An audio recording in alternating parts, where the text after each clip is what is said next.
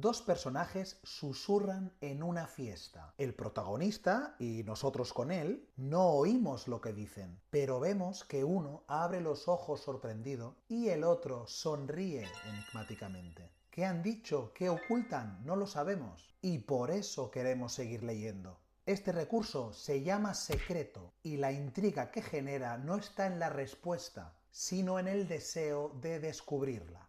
Si quieres aprender más sobre tensión narrativa, sígueme y accede a mis cursos en el enlace de mi perfil.